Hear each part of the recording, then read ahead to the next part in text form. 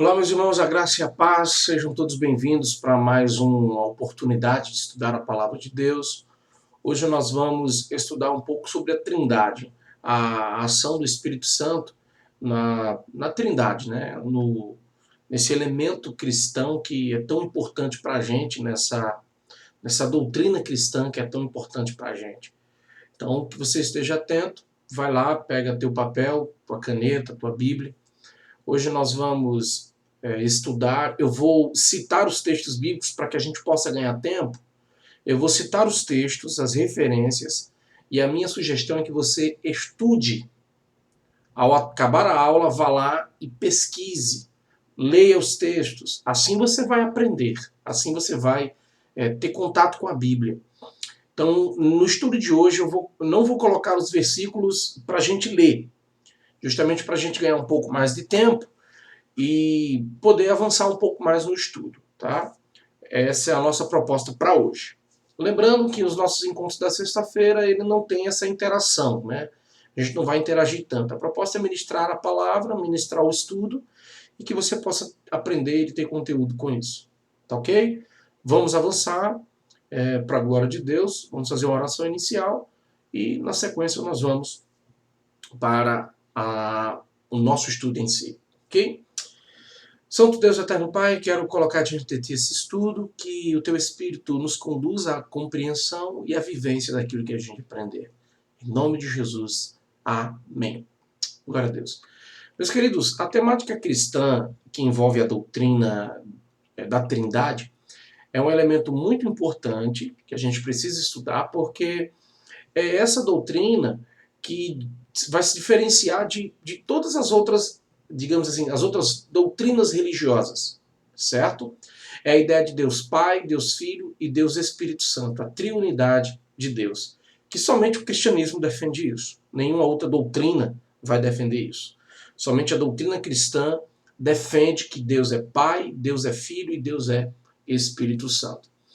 Na aula passada, se eu não estou enganado, não, acho que umas 2 aulas atrás, umas 2 semanas, está lá no canal da igreja, vai dar uma olhada lá, a gente falou sobre a divindade do Espírito Santo. A gente estudou a ação de Deus por meio do seu Espírito. Então a gente viu que o Espírito Santo, ele é Deus, o Espírito Santo é Senhor, o Espírito Santo é soberano, porque ele é o próprio Deus, é a ação de Deus direta nisso, né? E hoje nós vamos estudar um pouco do Espírito Santo na Trindade, certo? Então me acompanhem para que a gente possa estar juntos aí. Eu vou projetar aqui algumas telas para que a gente possa ler juntos alguns textos. E lembrando, os versículos vão estar colocados aqui para que você possa anotar. Então, anote os versículos bíblicos e quando terminarmos, vai lá e lê. Tá? Vai lá, lê na Bíblia, vai anotando. Se quiser ir abrindo e marcando, enfim, fique à vontade. Ok? Vamos lá. Muito bem. Em nome do Pai, do Filho e do Espírito Santo. Essa expressão é conhecidíssima no meio cristão. Essa expressão é a expressão do batismo. Essa expressão utilizada nos ritos da igreja durante séculos e séculos. E aí eu quero ler esse texto inicial com vocês, tá? Vamos lá. Conhecer a Deus é a maior de todas as ciências. Estudar a sua revelação é algo de fundamental importância para conseguir entender Deus no que ele se permitiu revelar. A doutrina da Trindade é uma das mais complexas e difíceis de compreender. Vários concílios foram realizados durante a história da Igreja para se discutir e tentar resolver essa questão. O Deus em 3 pessoas não é tão claro nas Escrituras, porém é difícil negá-lo. No livro Teologia Básica, publicado pela editora Mundo Cristão, há uma seguinte afirmação. A palavra Trindade, é claro, não aparece nas Escrituras. Tampouco vemos termos como triunidade, trino, trinal, substância ou essência. Mesmo assim, nós a usamos e muitas vezes nos apoiamos neles para tentar expressar essa doutrina tão difícil. Mesmo assim, a doutrina aparece nas Escrituras e, portanto, trata-se de um ensinamento bíblico. Chaz Wright, 2012, página 32. Meus amados, só apenas uma explicação. Concílio, para quem não sabe, eram reuniões que aconteciam na igreja para definir os rumos doutrinários. E era a partir dessas reuniões que se estabelecia a doutrina bíblica, a doutrina cristã. Como aconteceu, o primeiro concílio aconteceu na igreja de Atos dos Apóstolos, no capítulo 15, quando Paulo e Barnabé têm um confronto com os judaizantes. Paulo e Barnabé defendiam a salvação pela graça, pela ação de Deus através de Jesus Cristo, e os cristãos judaizantes defendiam que a salvação também estava ligada à vivência da lei, às práticas da lei. E aí surgiu um confronto e ficou nessa disputa aí teológica, e esse assunto foi levado para a igreja em Jerusalém, e lá se discutiram e se chegaram a uma decisão de que a igreja precisava tomar um rumo de acordo com o que Jesus traz, com o que Jesus apresenta. E com o passar do tempo, cada vez mais, as práticas judaicas elas iam ficando definidas para os judeus, não para os cristãos. Certo? Então, só essa explicação aí para a gente ter uma compreensão do estudo, tá? Vamos lá, vamos continuar estudando aqui. Daí percebe-se o quanto a doutrina da Trindade precisa de uma atenção especial. A Bíblia jamais a negou, todavia é importante analisá-la para obter os textos que a defendem. É difícil compreender Jesus em suas várias afirmações sobre ser Deus, se sujeitando a tão somente ser criatura. Jesus é criador, sustentador e governador de todas as coisas. Assim como o Pai e o Filho, o Espírito Santo, que em total autoridade diz aos apóstolos onde e como fazer a obra que não é de três, mas de um Deus. Leia com carinho os textos a seguir e veja que Deus é um no Pai, no Filho e no Espírito Santo. Pastor Lucas, pastor na Igreja Batista Jordão. Esse texto ele faz parte de um discipulado elaborado para doutrina cristã. Então, se você tem interesse de estudar a fundo as doutrinas cristãs, esse discipulado foi feito para você. Eu sugiro, é claro, que qualquer cristão que queira se aprofundar na doutrina, estude, certo? Então, partes do estudo de hoje, ou pelo menos boa parte do estudo de hoje, vai ser extraído desse discipulado que ele foi feito por mim e por colaboradores, né? Outros irmãos me ajudaram, pastores, seminaristas, me ajudaram a compilar todo esse material. Tá? Se você tiver interesse de se aprofundar, me procure, que eu tenho aí todo o material para ministrar na tua vida. Tá certo? Então, queridos, essa é um início para que você possa entender que a doutrina cristã da Trindade é uma doutrina que ela não é tão simples, porque a Bíblia ela não deixa muito claro acerca desta palavra, triunidade, trindade, etc. Porém, como o texto apresenta, é impossível negá-la. Não há como você dizer que Jesus não se apresenta como Deus. Jesus aceitou a adoração, a gente vai ver isso mais um pouco na frente no estudo. Você não pode negar que o Espírito Santo é Deus, porque Pedro deixa isso claro quando tem aquela situação lá com Ananias e Safira. Não mentisses aos homens, mentissem a Deus. Mentissem a Deus. Então, são elementos que não dá para negar. Não dá para negar que há uma ação direta de Deus através das Escrituras no que diz respeito a essa doutrina. Tá? Vamos continuar. Aqui, uma frase de Millard Erickson, um grande teólogo. A fé cristã é sem igual ao alegar que Deus é um, mas que ao mesmo tempo há três pessoas que são um. Meu irmão, esse ponto aí é muito interessante, porque você percebe que há uma distinção entre a doutrina cristã das demais doutrinas. Nós defendemos a Trindade, nós defendemos a triunidade de Deus. É Deus três em um. Muito bem, vamos continuar aqui o nosso estudo. Vamos lá. Trindade no Antigo Testamento. Ok, vamos chegar aqui num ponto onde eu falei para vocês que é importante que você pegue um papel, você pegue uma caneta, anote os versículos. Você também tem a oportunidade de voltar o vídeo. Esse vídeo vai ficar disponível aqui no YouTube para que você possa fazer as anotações e estudar, certo? Vamos lá. Fique atento aos textos para que você possa estar aí por dentro, né, da argumentação bíblica. A unidade de Deus. Olha só, no Antigo Testamento há expressões firmes acerca de Deus como sendo um. Aí você tem aí uma série de versículos. Deixa eu ver se eu consigo aqui.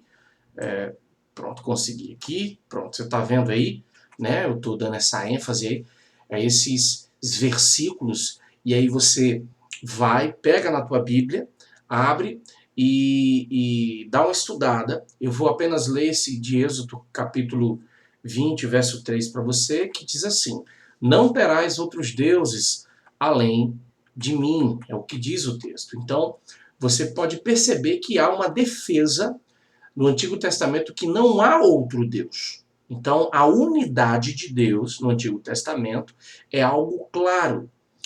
E os textos aqui para dar base para isso. Durante a história do povo de Deus, é fácil perceber que sempre há uma ação de Deus para que o povo volte a segui-lo e adorá-lo, pois o Deus verdadeiro é único. Meus queridos, nós vemos aí que há uma ação de Deus e o texto deixa claro que a ação é de um único Deus. O Senhor Deus diz: não tenham outros deuses além de mim, eu não divido minha glória com ninguém, e etc. E aí você pode imaginar como para um judeu que sempre foi, né, arraigado às suas doutrinas, como para ele deve ser difícil entender essa doutrina cristã. Como é que Deus pode ser Jesus? Eles têm muita dificuldade de aceitar que Jesus é o Messias. Eles têm muita dificuldade de aceitar que Jesus é Deus. Por causa dessas questões. Mas um pouco mais na frente a gente vai ver a defesa de que o Evangelho traz acerca de que Jesus é sim Senhor, Jesus é sim Deus soberano. Continuemos aqui. Vamos lá. Outra questão são os plurais, certo? Palavras plurais no Antigo Testamento. Em textos do Antigo Testamento existem afirmações do próprio Deus acerca de participação diretas em suas ações. Elohim, o plural de Deus. Isso aqui é uma palavra hebraica, tá? Lembra daquela música lá que a gente costuma cantar na igreja, né?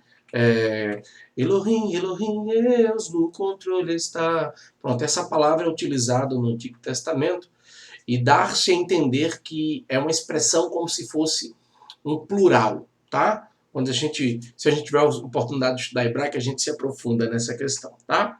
Vamos lá. Então, nós temos aqui Gênesis capítulo 1, 26, tá? E aqui mais alguns textos para você poder se aprofundar. E existe um momento nas Escrituras que Jesus usa a expressão no plural: façamos o homem à nossa imagem conforme a nossa semelhança. Veja que a expressão é no plural, façamos. Alguns defendem que essa expressão já dá a ideia da triunidade de Deus Pai, Deus Filho e Deus Espírito Santo. No Evangelho de João, a Bíblia deixa claro, logo no seu início, que antes da fundação do mundo, Jesus estava com Deus. Jesus estava antes da criação. O primeiro versículo de João diz que o Verbo se fez carne. Tudo que foi feito por causa do Verbo, por causa de Jesus. Então há uma defesa clara nas Escrituras, no Evangelho, de que Jesus estava com Deus no momento da criação por ser o próprio Deus. Avancemos. O anjo do Senhor. No Antigo Testamento, há aparições de um anjo especial, diferente, com ações específicas e sem ser denominado. Mesmo que esta afirmação também seja utilizada para um anjo a serviço do Senhor, como a gente vê 1 Reis, capítulo 19, do 5 ao 7. Outras passagens, o anjo do Senhor é chamado de Deus e faz promessas como Deus. Aí temos aqui, ó, essas referências aqui, tá certo? Gênesis capítulo 16, 18, 19 e Malaquias 3.1, tá certo? E aí é importante você lembrar que anjo, o significado da palavra anjo é mensageiro. Então você vê no Antigo Testamento algumas expressões como o anjo do Senhor. Em algumas vezes, este anjo, ele faz, né, faz coisas ou dá ordens, enfim, como sendo o próprio Deus. Então, observem os textos e tirem as suas conclusões, as suas percepções vão estar mais claras quando você ler os textos sugeridos. Está aí. Então, não hesite. Faça suas anotações e, na sequência, leia os textos. Você vai ver a expressão anjo do Senhor sendo mencionada e a característica que há uma ação direta de Deus através do anjo do Senhor. Então, uma das dificuldades do povo judeu é essa percepção de que Deus se materializou, Deus desceu aqui na Terra. Eles acham isso inconcebível. Já para nós cristãos, não. Deus desceu na pessoa de Jesus, veio aqui na pessoa de Jesus. Então essa ligação, essa percepção no Antigo Testamento de Deus interagindo através do anjo do Senhor, para nós cristãos é muito tranquila. A gente não tem nenhuma dificuldade com isso. Nós cremos nisso. Tá? Vamos avançar. A distinção de pessoas. Algumas passagens apresentam textos que distinguem Deus dele mesmo, deixando a entender que há pessoas na ação do próprio Deus. Esse texto é bem interessante, tá? O Senhor é distinto do Senhor. Olha só, esses versículos aqui, leiam, tá? Para que vocês possam entender essas questões. E aí eu vou ler um versículo para vocês. Vou ler para vocês Gênesis 19, 24. Olha que texto curioso. Então o Senhor fez chover enxofre e fogo do Senhor desde os céus sobre Sodoma e Gomorra. Então há uma expressão de o Senhor do Senhor. Olha que coisa interessante. Há outros textos que apresentam essa distinção de Senhor para Senhor. Tem outro texto bem interessante que eu vou ler para vocês também. É o dos Salmos 45, 6 e 7. Olha só. O teu trono, ó Deus, é eterno e perpétuo. O cetro do teu reino é um cetro de equidade. Olha agora. Tu amas a justiça e odeias a impiedade. Por isso, Deus, o teu Deus, te ungiu com óleo de alegria mais do que os teus companheiros. Olha que expressão interessante. Por isso, Deus, o teu Deus. Esse texto é o de Salmos 45, versos 6 e 7. Observe como é interessante esse trocadilho, né, de Deus. Olha, Deus, o teu Deus. Olha só que coisa interessante. Olha só que coisa interessante. Né? Então, nesses outros textos, você vai ver elementos bem interessantes acerca da questão que a gente está falando aí. Tá? Vamos continuar. O Redentor divino é distinto do Senhor divino. Eu quero ler esse texto para vocês também. Tá? Isaías 59, 20. Quero ler para vocês. E virá um Redentor a Sião, e aos que em Jacó se converterem da transgressão, diz o Senhor. Virá um Redentor, diz o Senhor. Olha só que coisa interessante, que vai redimir vocês. O Senhor está dizendo que virá alguém que vai tirar os pecados de vocês. Quem é que tira pecado? Só Deus. Só o próprio Senhor tira pecado. Então veja como é interessante esses textos, né? O Espírito é distinto do Senhor. Outros textos bem interessantes sobre isso. Vamos ler aqui um deles para a gente ficar por dentro. Eu vou ler o Isaías 48, 16. Diz assim a palavra de Deus. Chegai-vos a mim, ouve isto, não falei em segredo desde o princípio, desde o tempo em que aquilo que se fez, eu estava ali, e agora o Senhor Deus me enviou a mim e o seu Espírito. Olha que coisa interessante. O Senhor Deus enviou a mim e o seu Espírito. Gente, é muito interessante isso. O Espírito é distinto do Senhor. Então, observe que no Antigo Testamento há essas expressões, há essa. A Escritura deixa claro acerca de uma distinção entre Deus Pai, entre o anjo do Senhor, entre o seu Espírito. É bem interessante isso, tá? Vamos continuar. Deus, sendo em sua essência três, era de se surpreender se o Antigo Testamento não tivesse textos que expressassem a doutrina. Como foi possível analisar textos que deixam claro que há uma perspectiva trinitária de Deus, mostra que, embora a Trindade seja difícil de entender, não é negada nem muito menos omitida pelas Sagradas Escrituras. A seguir, veremos o que o Novo Testamento fala sobre a Trindade. Veremos que Cristo fala sobre o assunto e o Espírito se manifesta como tal. Meus irmãos, olha só, embora a Bíblia não fale claramente acerca da doutrina da Trindade, nós vemos aí textos poderosos, que deixam a entender de forma clara que há uma relação aí pessoal de Deus, o anjo do Senhor, o Espírito, o Deus, o meu Deus. Gente, isso é muito interessante porque deixa claro que não há uma perspectiva de negatividade das Escrituras acerca da doutrina da Trindade. Certo? Agora vamos ver no Novo Testamento essa questão. Vamos lá? Vamos avançar aqui. Pronto. A Trindade no Novo Testamento. Vamos aqui acompanhar aqui essa leitura. Jesus não declara nos evangelhos sua divindade de forma direta. Por exemplo, ele não diz, eu sou Deus. Na realidade, o fato de ele ser o faz agir como tal.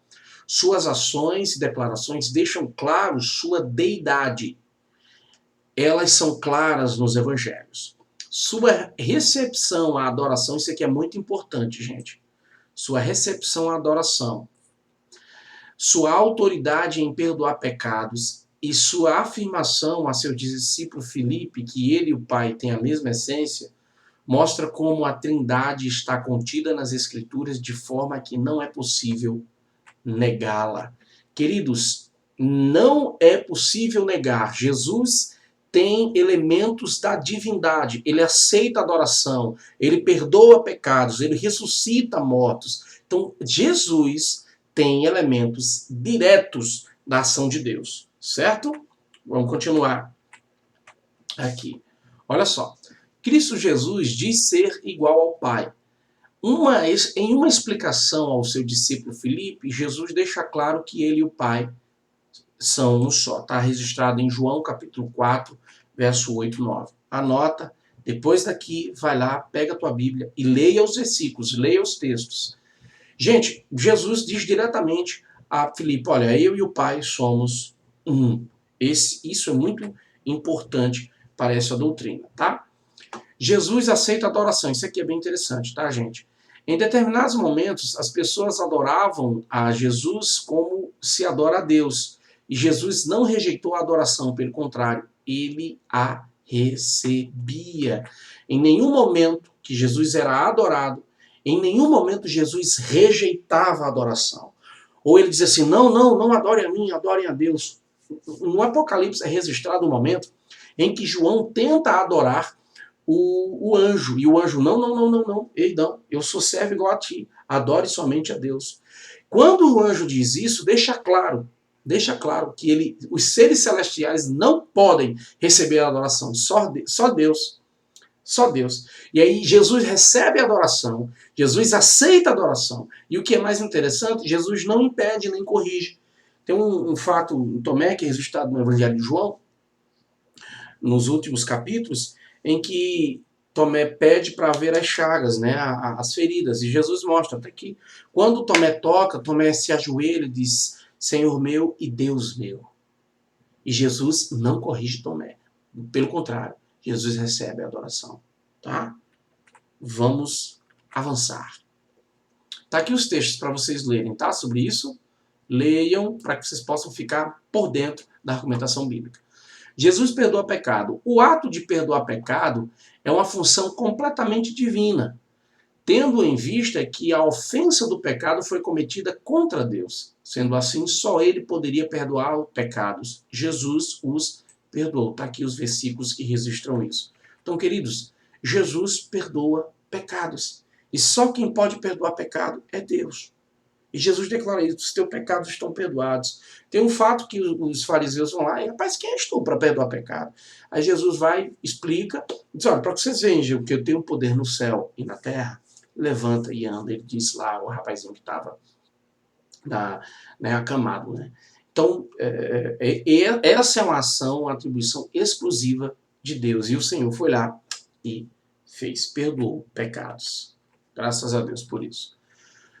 Os apóstolos reconhecem e ensinam a doutrina. Na formação do cânon, que é a Bíblia, e da doutrina da igreja, os apóstolos reconhecem e ensinaram a igreja a mesma doutrina. Deus é um em três. Leiam esses versículos, tá, gente? Leiam. Observe a aplicação da palavra Salvador nos versículos que a gente está sugerindo aqui. É muito importante que você pegue esses versículos e estude. Não dá para pegar todos esses versículos e projetar aqui e ler com vocês, senão esse estudo vai ficar muito longo. E não é a proposta da gente. A ideia não é fazer um estudo exaustivo. A nossa ideia é trabalhar aqui de 30 a 40 minutos de estudo. E aí, quando você vê isso, pega lá, lê a sua Bíblia e faça seu aprofundamento nas Escrituras. Tá certo? Esse é o objetivo. Então, leia os versículos, tá? Vamos ver aqui uma estruturazinha aqui que eu formei. Olha só.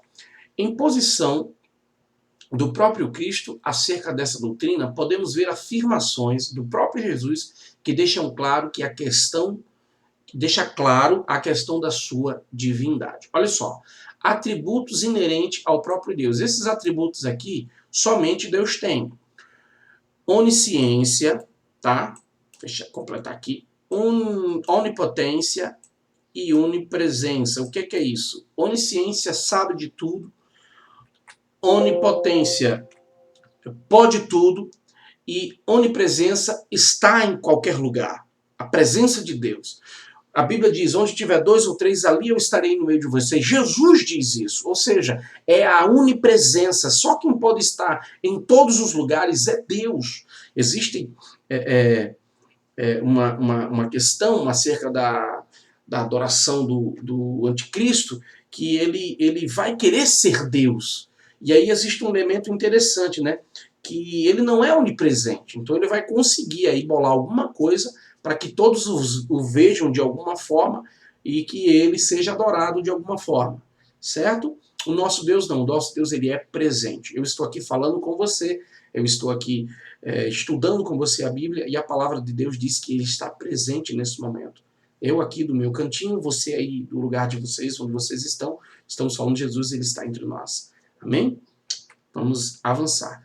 E aí, Jesus afirma ter onisciência, onipotência e onipresença. Leia os versículos aqui e veja essa defesa. É importante. Vou repetir, tá, gente? É muito importante que vocês leiam os versículos. Caso contrário, você não vai ficar assim por dentro da argumentação bíblica, que é muito importante isso. Vamos continuar para fechar, tá? E aí a ilustração da Trindade, certo? Segue abaixo algumas ilustrações acerca da Trindade.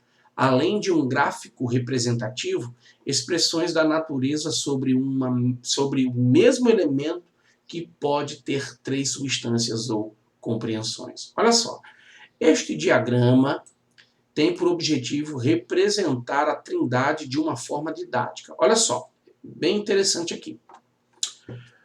O Espírito Santo, tá aqui. O Espírito Santo é Deus, tá aqui, ó. Ele é Deus, mas o Espírito Santo, ele não é o Filho. Ok? O Filho é Deus, mas o Filho não é o Pai. E assim sucessivamente. O Pai é Deus, mas o Pai não é o Espírito Santo. Lembre-se, defendemos que são 3 pessoas no mesmo Deus. Ok? Deus Pai, Deus Filho e Deus Espírito Santo. Você pode se perguntar, mas como é que pode isso? Como é que pode o Espírito Santo ser Deus? Como é que pode ser três em um? Há elementos na natureza que explicam isso, queridos, e eu vou tentar mostrar para vocês aqui. Olha só. A água, ela pode ser representada em três formas e mesmo assim não perde a sua essência, ela continua sendo água, estado líquido, sólido e gasoso. Então, queridos, é um elemento que pode ser apresentado de três formas. A natureza explica isso, queridos. Está na natureza isso. Existe um outro muito bonito aqui, que eu vou mostrar para vocês, que é o Sol. Ele se apresenta em três formas, sendo o mesmo elemento. Ele é uma estrela, não podemos vê-la. Expor os olhos nus ao sol por muito tempo provoca cegueira. Ele é luz, ilumina e faz de um turno dia luz, sua ausência faz do turno noite trevas, e ele é calor, aquece e proporciona vida ao ser humano, vegetais, animais e etc. Queridos, o sol é a estrela, fica lá no céu. Aí você olha para ele por muito tempo, você fica cego. Ele é Deus, representando Deus. Pensa assim, ele é Deus, ninguém pode ver Deus. Vai ficar cego. Ele é luz, que ele vem, ó, ilumina. Jesus. Jesus é a luz do mundo. A luz do sol que está lá em cima, vem, ó, e atinge a terra e ilumina tudo. Jesus. E ele é calor. Ele passa o calor que dá vida às coisas. A gente sente o calor. É o Espírito Santo. Meus irmãos, que maravilhoso, que poderoso. É muito importante, é muito lindo a gente estudar as Sagradas Escrituras. Que Deus te abençoe, tá? Que Deus te abençoe em nome de Jesus. Fica aí o estudo. Não esqueçam de ler os textos. Por favor, vou repetir. Eu vou ser enfático nisso. Leiam os versículos propostos para que você possa entender biblicamente o propósito do estudo, tá? Deus te abençoe. Um forte abraço e a gente se vê o mais breve, se assim Deus permitir. Fiquem na paz, em nome de Jesus. Ósculo Santo e até mais.